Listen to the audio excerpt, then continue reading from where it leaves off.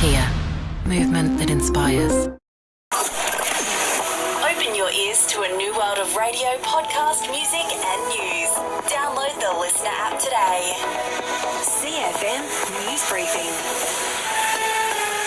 Hey there, I'm Anne Stone. It's a huge night in Brisbane with the city hosting both the AFL and the NRL prelim finals. There's a whopping 96% hotel occupancy rate in the city, with locals and tourists tipped to inject $10 million into the Queensland economy.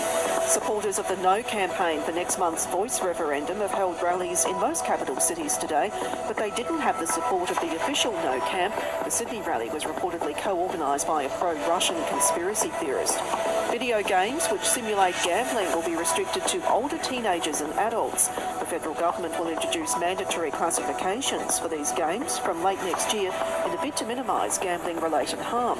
Communications Minister Michelle Rowland says the states and territories are all on board. We know there's growing community concern about children being exposed to gambling-like features in computer games, and we know that Australians value and rely on the classification scheme to make informed choices, especially what's best for their kids.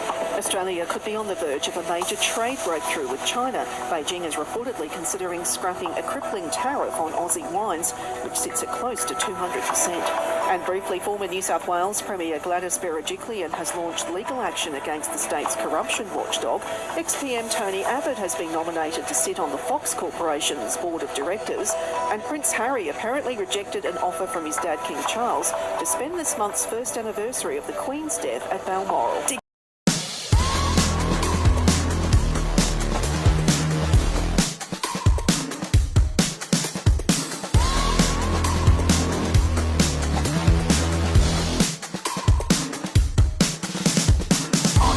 I'm such a weirdo, tattoos from my toes to my earlobes. Was a role model, I never had a hero. I learned how to live through the stereo. Awaken your senses.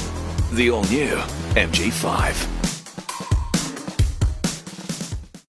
Broncos are hosting the Warriors tonight with the winner to face Penrith in the grand final. The Panthers dominated the Storm last night, claiming a 38-4 victory. Coach Ivan Cleary having a pinch-me moment. I don't know if it's really hit me yet.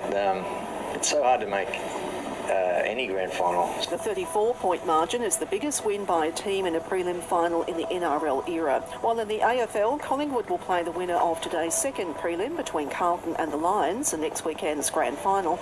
And a short time ago at the Gabba, the Blues were leading by 29 points.